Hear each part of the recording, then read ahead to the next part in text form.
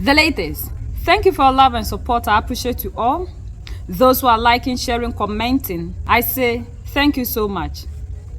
The United States of America have decided to look for another Libya in Africa. We've seen that our all in all is doing everything possible, and they kicked out the United States of America troops from Burkina Faso.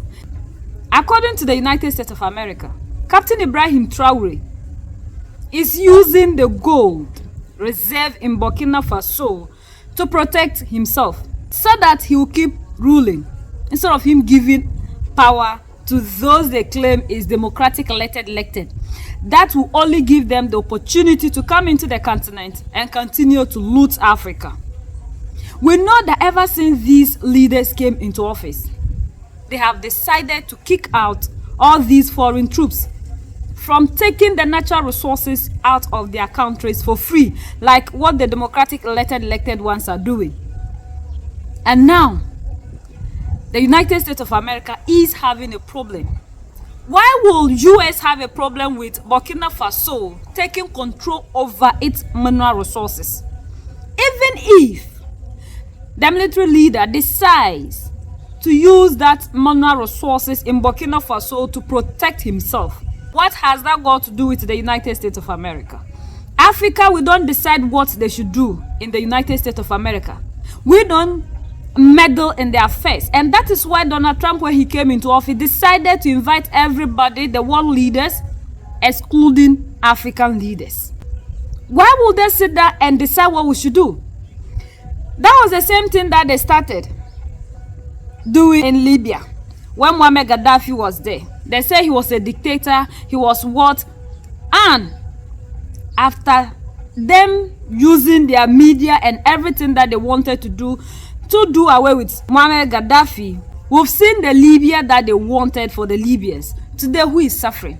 That's the same thing that they've started. Imagine a situation, though, in which the ruling elite of a country is receiving gratuities on the side that inure to the benefit of the strongman leader and not to the populace of the country.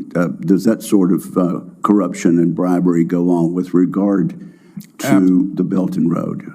Absolutely, Chairman. I see this, and I don't mind calling them out, but Captain Traore and Burkina Faso, as they know that both, whether it's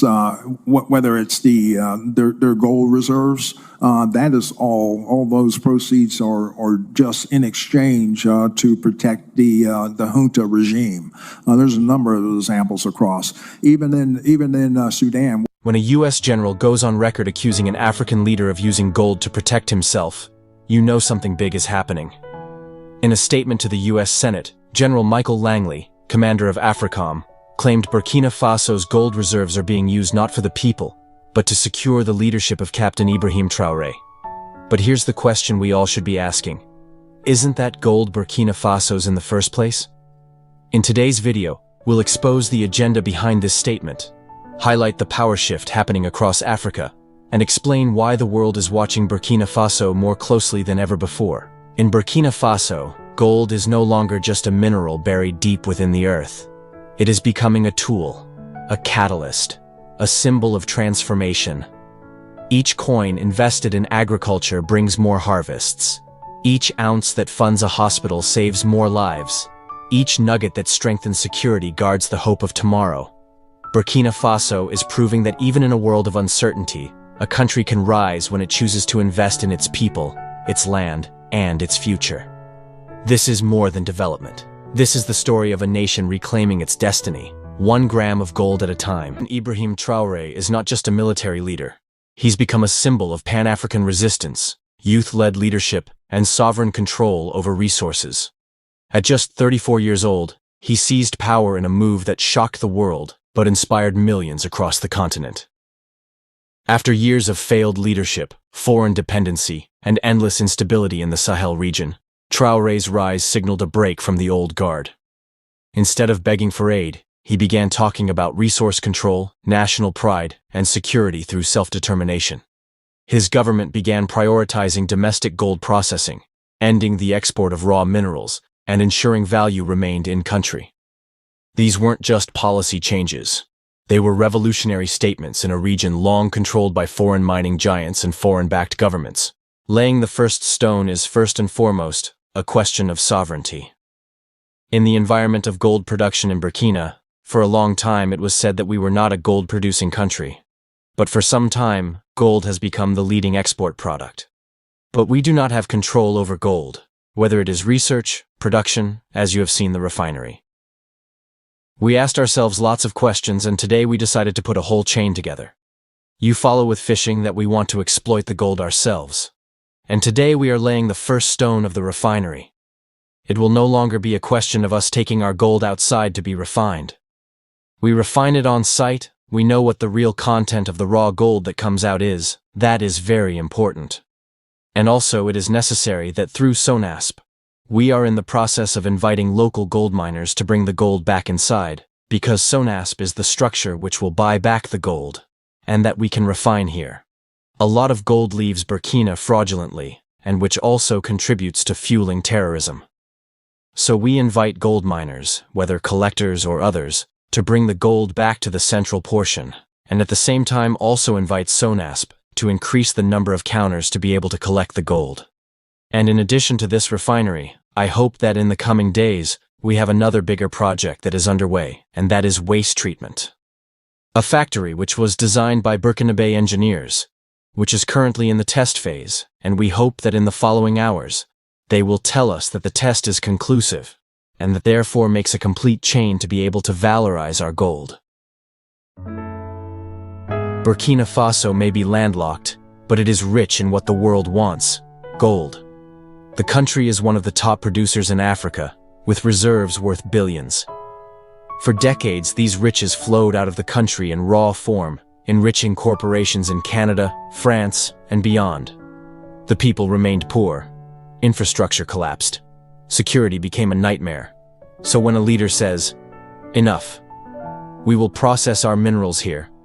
We will use our gold to defend ourselves," it sends shockwaves through the corridors of foreign power. And let's be clear, Burkina Faso's move is more than economic policy. It's a direct challenge to the status quo of foreign exploitation dressed as development. General Langley's statement wasn't just an observation, it was a message. By framing Traore's use of gold as self-serving, Langley implied corruption, without evidence, without proof. But here's what's hypocritical. AFRICOM exists precisely to project American military power on the African continent. It supports leaders who serve US interests. So when a leader emerges who doesn't need them, who doesn't bow, he's labeled a threat. The statement also reflected an old colonial mindset, that Africa's resources must serve Western-approved purposes. When Africans decide how to use their own gold, it's suddenly a problem? That's not security concern. That's control panic. The framing of Traore's defense efforts as protecting the elite ignores that his leadership was born out of popular demand. He didn't install himself with US money. He rose through the army, supported by the youth. Et à Bobo Dioulasso. The global gold market is tightly controlled. Western economies hedge currency, insure banks, and back investments with it. So when Africa starts saying, "We'll refine and keep our gold here," you're not just disrupting trade, you're challenging the monetary order. This isn't just about Burkina Faso. It's about sovereignty over value. If African nations begin using gold to back currencies, fund security independently, or resist IMF dependency, the financial ripple effect will be global. That's what they fear. When Western governments lose control over how and where African gold flows, they lose a tool of leverage. This fear manifests as diplomatic pressure, economic threats, and yes, military rhetoric like Langley's. Resource nationalism isn't a dirty word, it's a right. Every country has the right to control what lies beneath its soil. But when African leaders attempt it, they're called dictators, nationalists, or threats.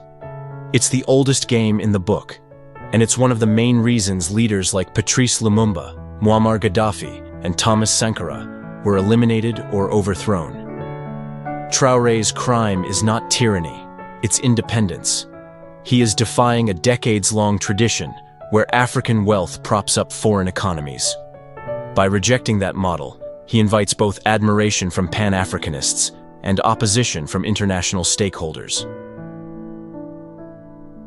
You can't talk about Captain Ibrahim Traore without mentioning Thomas Sankara, the revolutionary leader who once renamed Upper Volta to Burkina Faso, meaning land of upright people. Sankara also pushed for local control of resources, rejected IMF loans, and cut the salaries of top officials, including his own. His vision was of a self-sufficient Africa, proud, independent, and united. But in 1987, that vision was cut short. Sankara was assassinated in a coup many believe had foreign fingerprints. Today, Traore is walking a similar path, and the global reaction is chillingly familiar. When a young African leader dares to prioritize his people and control national wealth, the old powers start circling again. Western narratives about Africa haven't changed.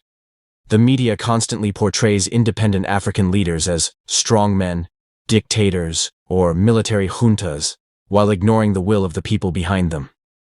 Captain Traore's rise wasn't some self-serving power grab. It came from a failing system, supported by the youth and the people who were tired of foreign-dominated leadership. But the moment African leaders reject foreign control, the media switches gears. They're corrupt. They're militarizing. They're authoritarian. It's propaganda. And it's not new. The same was said of Kwame Nkrumah, Gaddafi, and even Nelson Mandela at one point. What matters is not how the world sees them, but how Africa remembers and supports them. Burkina Faso is not alone. The Sahel region is undergoing a political transformation. Mali, Niger, and Guinea have also taken bold steps toward reclaiming national sovereignty, cutting ties with foreign forces and pushing for local control. ECOWAS, once seen as a tool for regional unity, is now criticized for acting under Western influence, often pressuring these sovereign nations to conform. But the people are speaking louder than any diplomatic threat. In rallies and social media across West Africa, you'll hear the same thing. We support our leaders. We don't want foreign troops. We want control over our land, our gold, our future. The spirit of Pan-African resistance is alive. And it's not just political. It's cultural, it's generational, and it's unstoppable. Captain Traore's decision to process gold in-country and remove foreign control sends a dangerous message. Dangerous for those who have benefited from Africa's disunity for decades. If Burkina Faso succeeds in keeping wealth within its borders, investing in infrastructure, education, and local defense, it becomes a model that others will follow. A threat to the colonial economic template that says, Africa can have raw materials, but not value-added wealth. That's why AFRICOM is speaking up. That's why the media is shifting the narrative. Because they know, if this new African consciousness spreads, their influence in Africa will fade. For good. Burkina Faso's stand is not just for Burkina Faso. It's for every African country struggling with resource exploitation, foreign intervention, and systemic poverty. The message is clear. We don't need to beg. We need to believe. If one country can control its gold, another can control its oil. If one country can defend its leader from external threats, another can protect its sovereignty. This isn't about war. It's about wisdom. About reclaiming the narrative and deciding as a continent that enough is enough. The West can question Traore's intentions. They can criticize the way Burkina Faso uses its gold. But what they cannot deny is this. Africa is waking up. We are done watching our leaders fall. We are done exporting our wealth and importing poverty. Captain Ibrahim Traore may be young, but he carries the spirit of a continent tired of waiting. And if protecting him means using our own gold, so be it. To the dreamers of another 1987, keep dreaming. This time, Africa is watching. And we will not allow history to repeat itself. If this video moved you, empowered you, or challenged what you've been told, subscribe now. Share this with your brothers and sisters. The narrative is changing.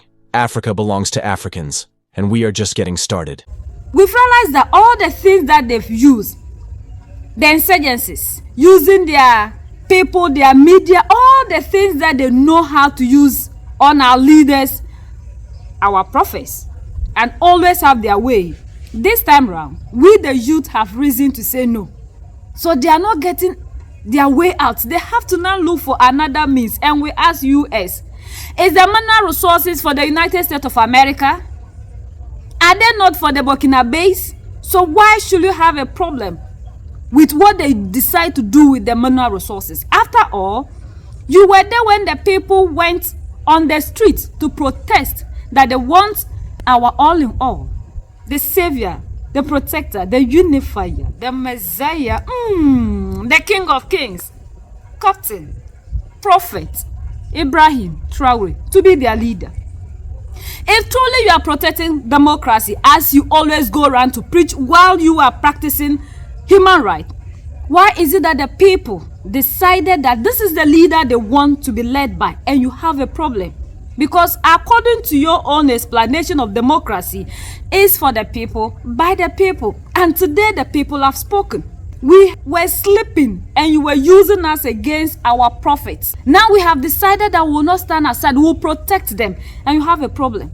You are using their mineral resources. I thought you were going to say that they have decided to use something in the United States of America. That is when the US have upper hand to decide what to do with Burkina Faso. But as long as the things that they are using belong to the people of Burkina Faso, you don't have a case. And we will not fall for you any longer. And have we seen, when Muammar Gaddafi was alive, who did they use? It was Barack Obama. Now they are using another black man. Anytime they want to do something in Africa, they use our own kind. But one thing we have not understood as black people, even you those who are living the black Americans, calling yourself Americans, it's life for you now. They would succeed in using you against your own people. And this has always been the narrative. But for now, Africans, we are no longer asleep. We are no longer children, as Captain Ibrahim Traore would say, that we need you to hold our hands to show us the way. Enough is enough. We don't meddle in the affairs of the United States of America. So US should leave the affairs of Africa alone. Africa is no longer a child that we should be here for people to decide what we should do.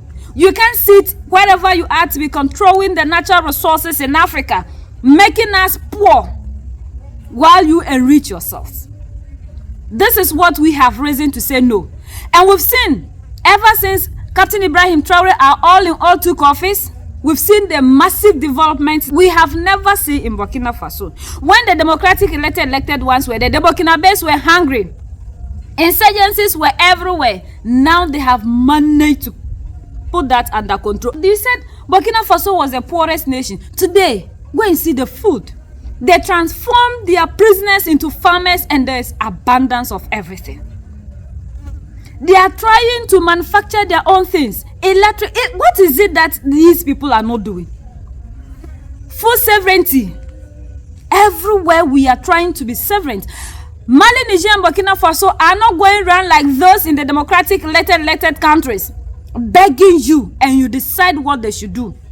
They are using the little resources that they have to change the narrative in their respective countries. You were the same people who said they couldn't govern, that there was nothing, and the hunger, the way they will suffer, all your predictions did not come to pass. And now you want to use Muammar Gaddafi's tactics. If they decide to do whatsoever with the mineral resources of Burkina Faso, it is for the Burkina Faso, and he is the leader, and he alone has the right to decide what the mineral resources should be used for. Just like those that you planted as gatekeepers in your democratic elected countries that are only there allowing you to be looting and carrying everything of Africa and making us poor. Enough. If the democratic elected ones want to keep living in poverty, with those in Burkina Faso, we are saying we do not want to continue to be under oppression. And we will fight and prove to you that the black man is capable of managing his own affairs. Those in the democratic elected, Those ones, their people are hungry. You are not saying anything because you are getting the mineral resources that you want for free. Go to those countries and see. Boko Haram is warring Nigeria. Talk about Nigeria. Africa should not even be the problem of the West because we can take care of ourselves. This is not the time that you came claiming we are children. We are in the 21st century. And you should understand that the system that you've created that is keeping the African poor, a time will come that will also rise up and resist this oppression. Enough of being slaves to you. We are tired. And Captain Ibrahim Traore said, we will fight. Motherland or death. We will continue to fight till Africa is free. United we stand, divided we fall, and united we keep standing forever and ever. The greatest enemy of the African is mental slavery. So let's decolonize ourselves from mental slavery. Let's keep sharing to educate our brothers and sisters. Together we make African great for ourselves and the next generations that are going to come. So that's the latest around the world, in Africa, West Africa, and in Burkina Faso.